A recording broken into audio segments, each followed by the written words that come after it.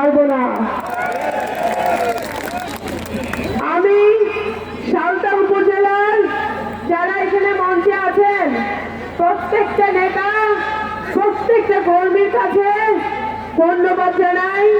আজকে একটি সফল জনসমুদ্র পরিণত করার জন্য 12 ফেব্রুয়ারি নির্বাচন। এই নির্বাচনে 17 বছর পরে আমাদের ভোট দেওয়ার সুযোগ এসেছে।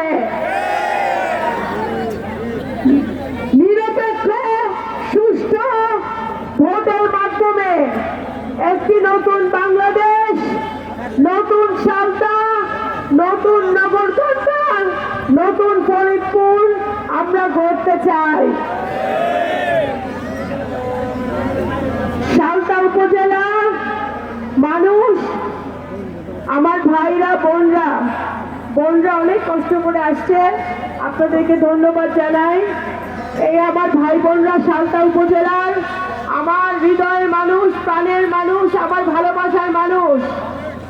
12 ফেব্রুয়ারি যে নির্বাচন হবে সেই নির্বাচনে আমাদের দল মত ধর্ম বর্ণ নির্বিশেষে কোন মার্কায় ভোট দিতে হবে? ধানের শীষ, ধানের শীষ, ধানের শীষ।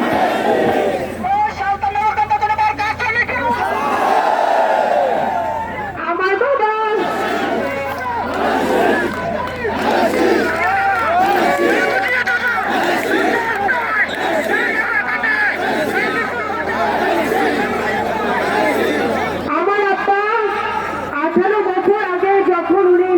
করেন, আমাদেরকে ছেড়ে চলে যান, তখন এই সালতা উপজেলার প্রত্যেকটা মানুষ, প্রত্যেকটা গ্রামের মানুষ আমার কাছে এসে বলছে যে ফুপু আপা আমাদের বরদাস্তা তো নাই, আমরা কোথায় গিয়ে দাঁড়াবো?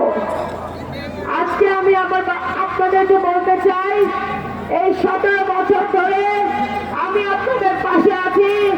ইনশাল্লাহ আপনাদের পথ এখনো আছে, সারা জীবন থাকবে। আমি আপনাদের পাশে আছি, আপনাদের সেবায় আমি নিয়োজিত আছি, আপনাদের জন্য আমি কাজ করতে চাই। আপনাদের এই বোনকে, আপনাদের এই মেয়েকে আপনারা একটাবার সুযোগ দিয়ে দেখবেন। সালতা উপজেলাকে আপনারা যত ভালোবাসা আমার বাবাকে দিয়েছেন তার চেয়ে 3 গুণ, 4 গুণ, 5 গুণ সম্মান, ভালোবাসা, শ্রদ্ধা আমি আপনাদেরকে দিতে চাই। সালতা উপজেলা করে গিয়েছিলেন দেশনেত্রী বেগম খালেদা জিয়া।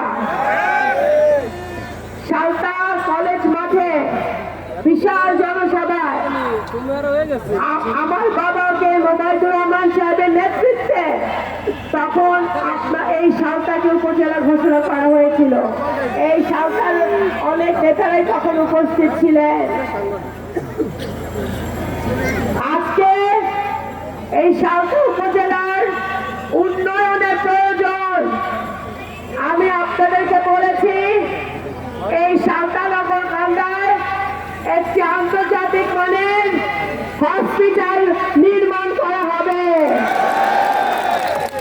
এই সালতা উপজেলায় একটি বিশ্ববিদ্যালয়